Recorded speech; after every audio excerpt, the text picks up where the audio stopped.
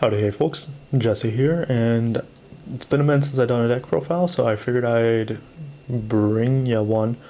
It's going to be about Shivamon. I've been playing around with the deck a little bit in the BT8 format. While it's very slow, it is very fun to play. So let's get on into it, get these out of the way.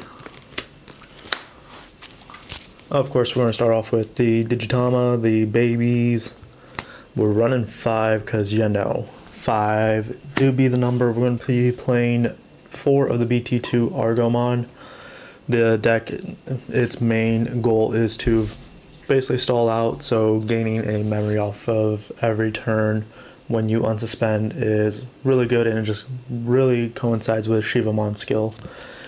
And then, so that way we can hopefully sometimes make our Shivamon not so easy to swing over, because that is an issue with the deck sometimes.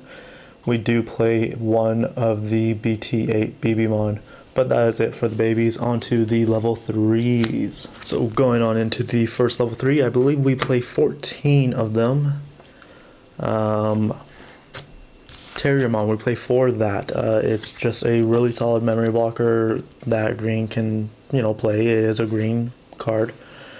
Terriermon is just a really good card. Who would have imagined? And then 4 of the new BT8 Pulsemon. This also does help our Shivamon gain power, so that way it's not so easy to swing over it. But you have to see the Pulsemons in hand, so that's why we're running at 4. We do also play 4 of the Star Deck Palmons. It helps Shiva swing over certain things. The plus 2k is just very nice and comes in handy. And then we play 2 of these Star Deck Tentos. A little bit of search is always nice, and we do have a way to play this out for free in the Saki 1 of level 5 Argo. But hey, that's it for the rookies. We're going to move on into the champions. So for champions, we're going to be playing 4 Exermon. In the fight video with Shiva, I did not fully read Exermon. I thought you had to suspend itself. No, you can just suspend anything to suspend your opponent's thing, which makes it a lot better than I originally thought. But hey, oh well. We're also going to be playing 3 of the new Namekimon. Pretty weird skill, and you can suspend it to search out a little bit more, which is quite frankly nice. But it just helps you actually have your things suspended. And also 3 of the new purple and green Kogamon. Just inheritable retaliation that makes Shiva a little bit scary to swing over sometimes. I do want to find a way to, or find the space really, to put Kogamon to 4, but also at the same time I don't think it's super necessary. But I think just having that threat of retaliation there is a lot nicer than it appears. And we do play Tamers. Who would have thought? So we're playing 2 Arbormon because hybrid for game. Like, come on now. But that's it for the level 4s. And then our level 5s, of course, we're going to be playing a tiny bit of removal in the Climbmon here. It is just when it's digivolving. If it's already suspended, you can return one of your opponent's suspended Digimon with DP that is less than or equal to its current DP. So you can say use the Namekimon or Exermon to suspend itself, suspend one of your opponent's things, and then go into this. It can be anywhere from 8 to 9k, just bounce like another level 5 back to hand, which is always really nice.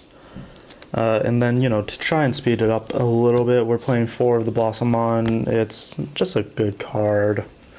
There's a reason why whenever you see something have Digisorption, it is never for the full cost anymore.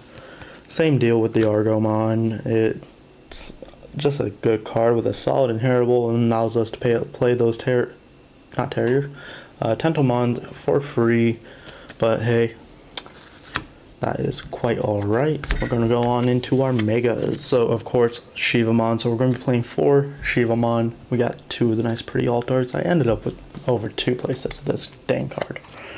Which is, I like the card, but I don't like it that much. So, Shiva is really solid. If during your opponent's turn, if all your things are suspended, your opponent can't use options. I sometimes forget about that. So, like, woo. And then, during your turn, when it becomes unsuspended, during your unsuspend phase, you trash the top card of your opponent's security stack, which is also really strong. Who could have imagined? But, it has to live to see the next turn. And, just more removal, Nidhogg. We play 3 of it. I wanted to find a way to play a Reflegiamon in here, but Reflegiamon being a Digiburst 2 is a little rough, because what I would have ideally liked was to play Nidhogg, go into Nidhogg, and then the next turn go into Reflegiamon, because I thought it was a Digiburst 1 for whatever reason, but it is 2, unfortunately. So, like, whatever. It is what it is. But just the 7 level 6s, the 7 Megas, it is pretty alright. Works very well for the deck. Nidhogg is a card that is just strong no matter what.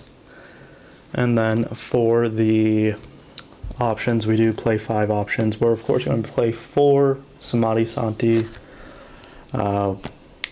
suspending your Shivamon to suspend and essentially stun your opponent's thing that can't unsuspend through any means until the end of their next turn. Wow, who would have thought that'd be strong? And then it being able to suspend Tamers out of security as well as Digimon. Sure, it doesn't add to hand, but it's still powerful. And I am missing 1 pre-release copy of this card. 2, apparently. I thought I was only missing 1. I'm learning something new about my own deck. And then just 1 HPD. Going into the Nidhogg or the Shiva for free feels nice. HPD, the Saki one of, and then of course just 3 Mimi. You don't really need any more Tamers than that, and I will stand by the fact that I think BT1 Mimi is the best Tamer ever printed. It is just that they refuse to give us super strong cards for green after seeing what green had the potential to do. But Mimi is a very powerful Tamer. But anyways, folks, that is it for my Shivamon list. I hope you enjoy. Comment, like, subscribe, all that good YouTuber stuff, and we'll catch you next time. Bye-bye.